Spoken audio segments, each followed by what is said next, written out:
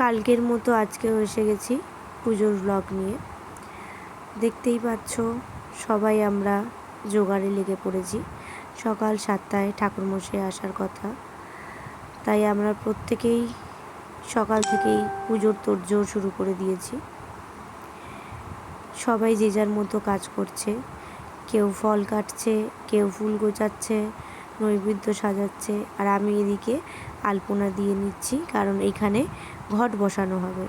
কালকে হাফ দেয়া হয়েছিল আর আজকে এইখানটাতে দিয়ে নিচ্ছি।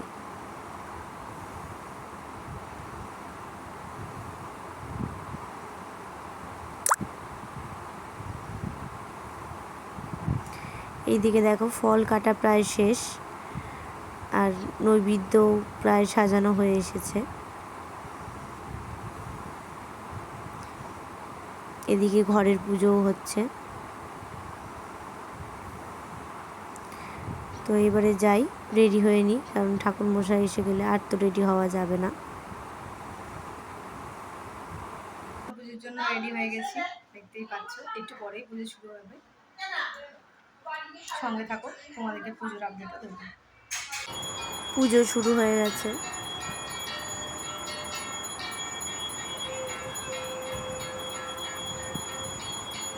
আরতি হচ্ছে এখন।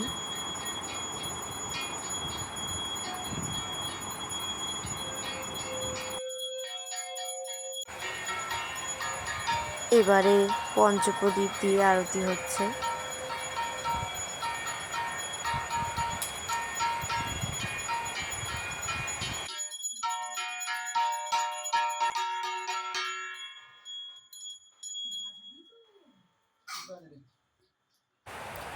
পুজো প্রায় শেষ।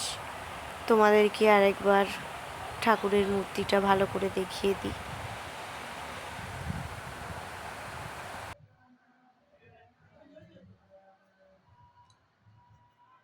এরপর সবাই মিলে ভোগের আয়োজন করছি। একদিকে ময়দা মাখা হচ্ছে আর একদিকে 5 রকম ভাজা রান্না করা হচ্ছে। তো পুজো কমপ্লিট করে এখন একটু ব্যালকনিতে দাঁড়িয়ে রয়েছি। ওদিকে ছাদে দুপুরে রান্নার আয়োজন করা হয়েছে। এরপরে দেখা হচ্ছে দুপুরের মেনুতে আছে ভাত, মুগের ডাল, ফুলকপি আলুর তরকারি আর বেগুনি। এরপর সোজা চলে এলাম সন্ধেবেলায়। সন্ধেবেলা সবার প্রথম মিষ্টিকে রেডি করিয়ে দিয়েছি, আর আমরাও রেডি হয়ে বসে একটু সেলফি তুলে নিলাম। এরপর ঠাকুরমশাই সন্ধেবেলা এসেছেন, হোম হচ্ছে।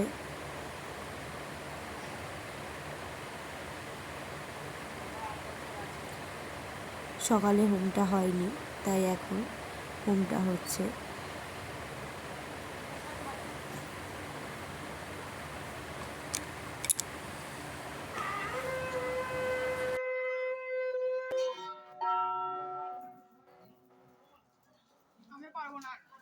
পুজো শেষ।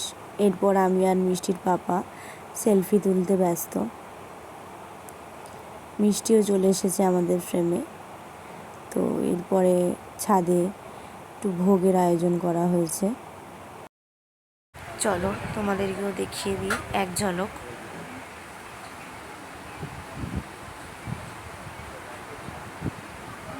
রাতের মেনুতে রয়েছে ফ্রায়েড রাইস, আলুর দম, ছানার কোপ্তা, আমের চাটনি আর বোঁদে।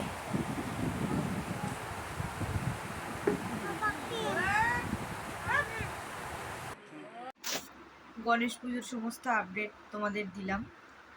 তোমরা জানিও তোমাদের ভিডিওটা কেমন লাগলো। এখনকার মতো তোমাদের সবাইকে গুড নাইট।